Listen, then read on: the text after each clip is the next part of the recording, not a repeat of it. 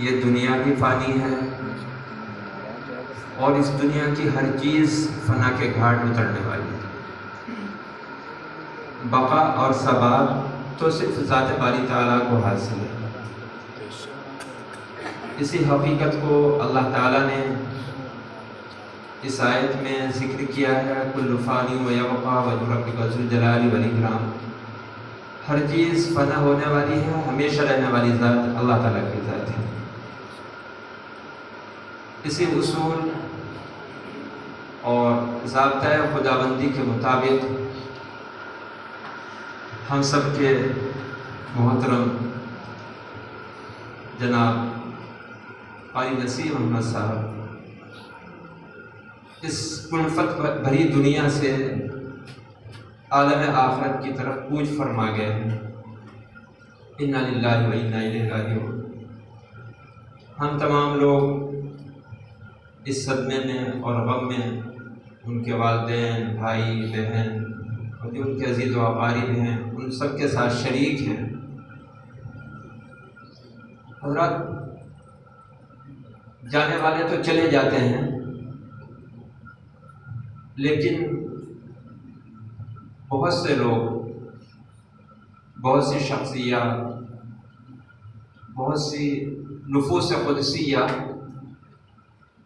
ऐसी भी इस सफ़ाए हस्ती पर आती हैं कि वो जाने के बाद भी यहीं रहते हैं।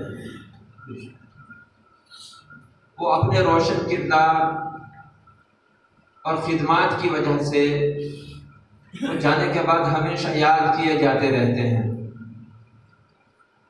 वो कुछ ऐसे अनमिट नक़ूश और यादें छोड़ जाते हैं। या जो यहाँ आप इमारत देख रहे हैं, इतनी अजीब शान बिल्डिंग, ये सब उनके बनाए हुए अनमिट नक़ूश हैं जो कभी मिटेंगे नहीं। तो वो ऐसे अनमिट नक़ूश छोड़ जाते हैं कि वो हमेशा याद किए जाते रहते हैं। वो कुछ ऐसी शजरकारी कर जाते हैं, कुछ ऐसी तुखमरेज़ी कर जाते हैं कि उनके दरख्त हमेशा बार रहते हैं। उन्होंने जो तालीम का सिलसिला यहाँ पर शुरू किया, ये सिलसिला हमेशा फल देता रहेगा। जिन बच्चों ने पढ़ा वो दूसरों को पढ़ाएंगे, फिर आने वाले बच्चों को पढ़ाएंगे। यही ऐसी शजरकारी है कि जो हमेशा बारावर रहेगी। वो कुछ ऐसी काश्त कर जाते हैं, उनकी फसलें हमेशा लहलहाती रहती हैं। वो कुछ ऐसी शमें रोशन कर जाते हैं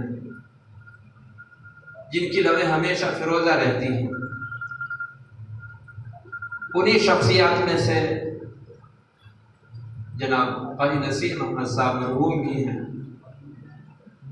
जो अपनी कौमी मिली खिदमात, अपने रोशन किरदार, अपनी इल्मी खिदमात की वजह से हमेशा याद किए जाते रहेंगे। उन्होंने कुछ इस तरह की यादें छोड़ दी हैं, ऐसे कारनामे अंजाम दिए हैं। वो एक बेहतरीन इंशा परदाज भी थे, आला दिमाग रखने वाले एक सहाफ़ी भी थे। हमें उनकी कमी हमेशा महसूस होती रहेगी। बड़े बड़े प्रोग्रामों में जब भी हमें कभी कोई ज़रूरत होती थी, हमें हुकूमत से अपना कोई मुतालबा रखना होता था, कोई अपनी मांग पेश करनी होती थी, हम सब लोग हमेशा उन्हीं को आगे बढ़ाते थे। और बड़े बड़े अधिकारी, वज़ीर आला तक इस बात का लोहा मानते थे कि आपने चंद लफ्ज़ों में जो आपको बात रखनी थी, जिसको दूसरे लोग बड़ी बड़ी तकरीरों में नहीं बयान कर सके, मैं आप लोगों का मकसद समझ गया आने का, आप क्या कहना चाहते हैं।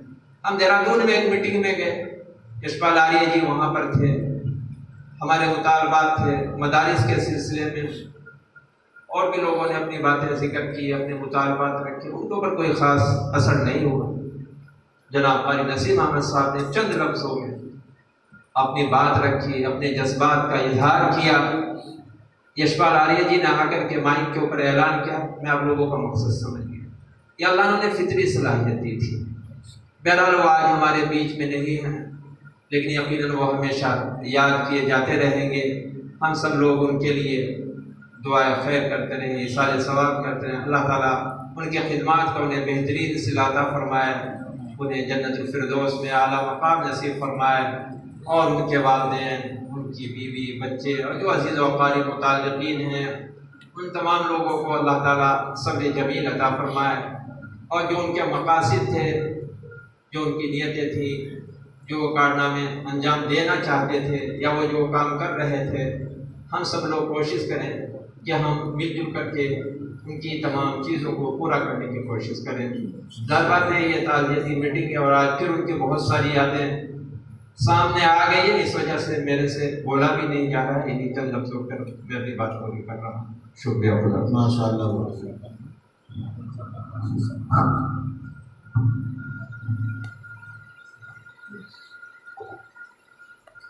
जनाब हजरत कारी शमीम साहब दामद बरकातुहुम, जनरल सेक्रेटरी दीनी तालीम बोर्ड, मोटी मदरसा दारुस्सलाम मैटर देवा से मैं बड़े अदब एहतराम के साथ गुजारिश कर रहा हूँ, कारी साहब का भी कारी नसीम साहब मरहूम से बहुत गहरा ताल्लुक़ था और आना जाना उनके यहाँ बहुत था।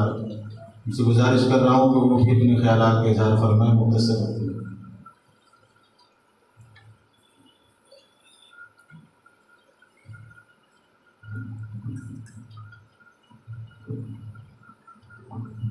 अस्सलामु अलैकुम वरहमतुल्लाहि वबरकातुहू।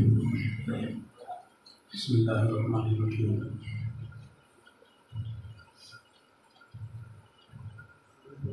हज़रात आइम्माए किराम, उलमाए किराम, सदर मुहतरम, आज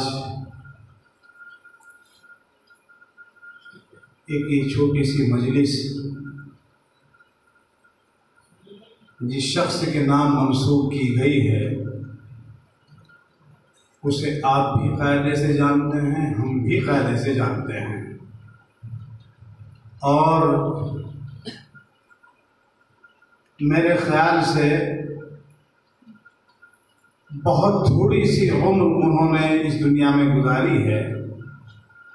इस थोड़ी सी उम्र में उसने पूरे हिंदुस्तान नहीं बल्कि सोशल मीडिया के ज़रिए से पूरी दुनिया में अपने नाम को रोशन किया है।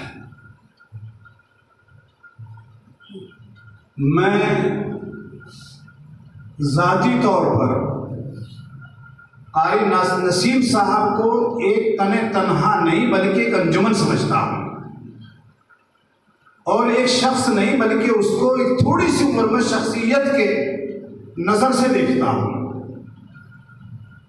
कारी साहब हमसे बहुत थोड़ी उम्र के थे, लेकिन अल्लाह ने जो सोच, जो समझ, जो जहनी बेदारी और जहनी तामीरी उनको सोच दी थी, वो सोच बड़ी मुश्किल से मिलती है।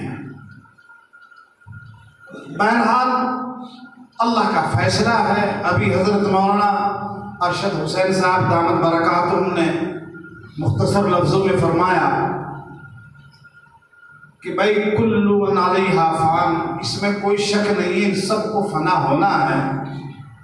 कारी साहब गए हैं, इनसे पहले जिनसे अल्लाह ने इस इंसानियत की शुरुआत की वो भी उसी रास्ते से गए हैं, अल्लाह के रसूल की भी इसी रास्ते से गए हैं, सहाबा इकराम भी इसी रास्ते से गए हैं, ताबिईन, औलिया अल्लाह, मशाइख चिश्त, हमारे अकाबिर भी इसी रास्ते से गए हैं।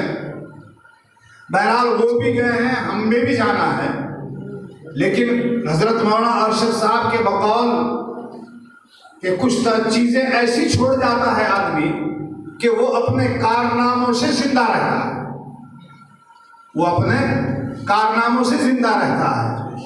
मेरे ख्याल से दारुल उलूम देवबंद के बानी हजरत मौलाना कासिम साहब नानोतवी रहमतुल्लाह अलैह दुनिया के हर गोशे में अब तक जाने पहचाने जाते हैं, बल्कि वो कब इस दुनिया से रुखसत हो गए, हमारी होश से हमारे पता नहीं कितने दिन पहले जा चुके हैं, लेकिन वो और कयामत तक, जब तक इस जमीन और आसमान का निजाम कायम रहेगा, तब तक हजरत नानोतवी हर एक दिल पर छाए रहेंगे।